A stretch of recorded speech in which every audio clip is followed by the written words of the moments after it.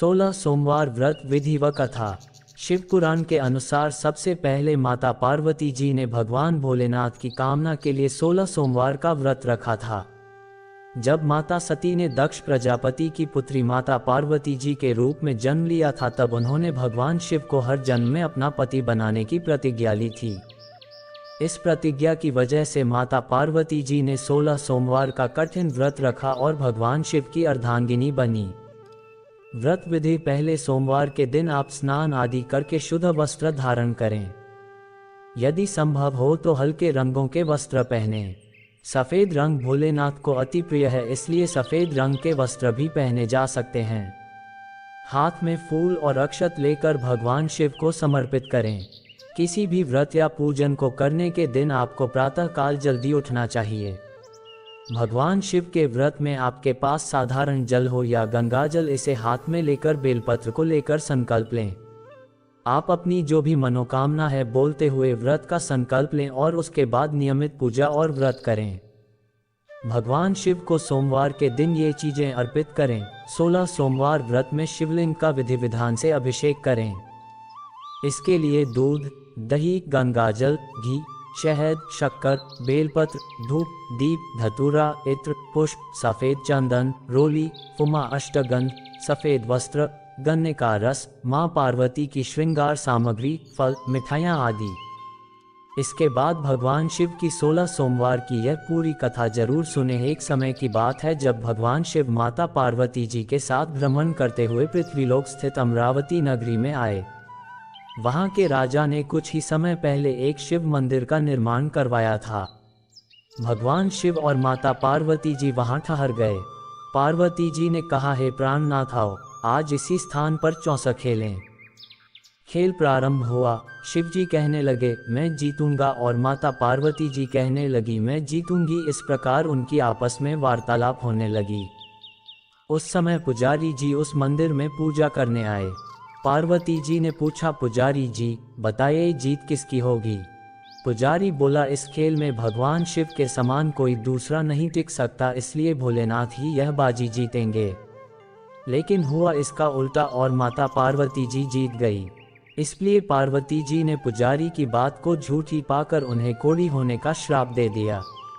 भगवान शिव और माता पार्वती जी दोनों वापस कैलाश पर्वत पर चले गए। कुछ समय के बाद उस शिव मंदिर में अप्सराएं पूजा करने आई।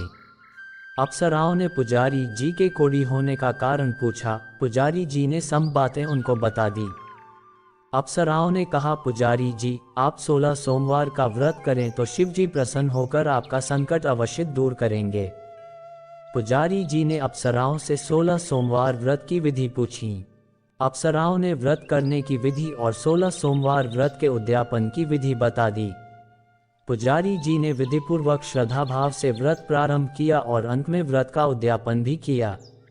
व्रत के प्रभाव से पुजारी जी रोग मुक्त हो गए। कुछ दिनों बाद भगवान शिव और माता पार्वती जी वापस उसी मंदिर में आए तो पुजारी जी को रोग मुक्त देखकर पार्वती जी ने पूछा, मेरे दिए हुए श्राप से मुक्ति पाने का तुमने कौन सा उपाय किया? पुजारी जी ने कहा, हे माता, अप्सराओं द्वारा बताए गए 16 सोमवार के व्रत करने से मेरा ये कष्ट दूर हुआ है। पार्वती जी ने भी 16 सोमवार का व्रत किया, जिससे उनसे रूठे हुए कार्तिकेय जी भी अपनी माता से प्रसन्न होकर आज्ञाकारी हुए। अब कार्तिकेय जी ने पूछा, हे माता, क्या कारण है कि मेरा मन सदा आपके श्री चरणों में लगा रहता है?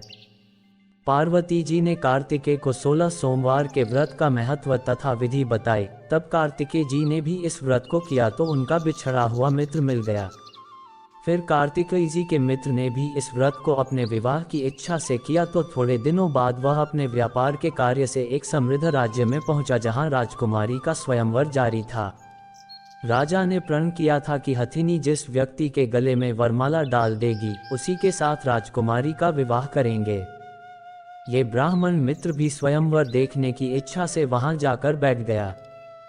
हथिनी ने इसी ब्राह्मण मित्र को माला पहनाई तो राजा ने बड़ी धूमधाम से अपनी राजकुमारी का विवाह उसके साथ कर दिया। इसके बाद दोनों सुखपूर्वक रहने लगे। एक दिन राजकुमारी ने पूछा, हे स्वामी, आपने कौन सा पुण्य किया जिससे हथिनी ने आपके गले में वरमाला पहनाई? ब्राह्मण पति ने कहा, मैंने कार्तिकेय जी द्वारा बताए अनुसार 16 सोमवार का व्रत किया, जिसके फलस्वरूप मुझे तुम्हारे जैसी सौभाग्यशाली पत्नी मिली। अब तो राजकुमारी ने भी सत्य पुत्र प्राप्ति के लिए 16 सोमवार व्रत किया और सर्वगुण संपन्न पुत्र प्राप्त किया। बड़े होकर पुत्र ने भी राज्य प्राप्ति की कामना से 16 सोमवार का व्रत किया। अपनी माता के पिता का स्वर्गवास होने पर इसी ब्राह्मण कुमार को राजगद्दी मिली, फिर भी वह इस व्रत को करता रहा। एक दिन उसने अपनी पत्नी से पूजा सामग्री शिवालय ले चलने को कहा, परंतु उसने पूजा सामग्री अपनी दासियों द्वारा भिजवा दी।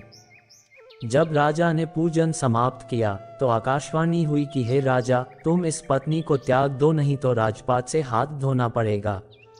प्रभु की आज्ञा मानकर उसने अपनी पत्नी को महल से निकाल दिया। तब वह अपने भाग्य को कोसती हुई एक बुढ़िया के पास गई और अपना दुख सुनाया तथा बुढ़िया को बताया, मैं पूजन सामग्री राजा के कहे अनुसार शिवालय में नहीं ले गई और राजा ने मुझे निकाल दिया। तब बुढ़िया ने कहा, तुझे मेरा काम करना पड़ेगा। उसने स्वीकार कर लिया। तब बुढ़िया ने सूत की गठरी उसके सिर पर रखी और बाजार भेज दिया। रास्ते में आंधी आई तो सिर पर रखी गठरी उड़ गई। बुढ़िया ने डांट कर उसे भगा दिया। अब रानी बुढ़िया के यहाँ से चलते चलते एक आश्रम में पहुंची।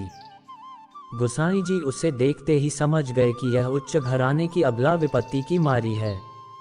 वे उसे धैर्य बंधाते हुए बोले, बेटी तुम मेरे आश्रम में रहो और किसी प्रकार की चिंता मत करो। रानी आश्रम में रहने लगी, परंतु जिस वस्तु को वह हाथ लगाती वह वस्तु तुरंत खराब हो जाती। ये देखकर गोसाई जी ने पूछा, बेटी किस अपराध के कारण ऐसा हो रहा है? तब रानी ने बताया कि मैंने अपने पति की आज्ञा का उल्लंघन किया और शिवालय में पूजन के लिए नहीं गई, इससे मुझे घोर कष्ट उठाने पड़ रहे हैं। तब गोसाई जी ने भगवान शिव जी से उसके अच्छे भविष्य के लिए प्रार्थना की और कहा, बेटी तुम 16 सोमवार का व्रत विधि के अनुसार करो। तब रानी ने विधिपूर्वक व्रत पूर्ण किया। व्रत के प्रभाव से राजा को रानी की याद आई और सैनिकों को उसकी खोज में भेजा। आश्रम में रानी को देख सैनिकों ने राजा को बताया। तब राजा ने वहां जाकर गोसाई जी से कहा, महाराज यह मेरी पत्नी है, मैंने इसका परित्याग कर दिया था, कृपया इसे मेरे साथ जाने की आज्ञा दें। शिव जी की कृपा से 16 सोमवार का व्रत करते हुए वे आनंद से रहने लगे और अंत में शिवलोक को प्राप्त हुए। वीडियो अगर पसंद आया हो तो वीडियो को लाइक और चैनल को सब्सक्राइब करें और अपने दोस्तों के साथ शेयर करें। धन्यवाद।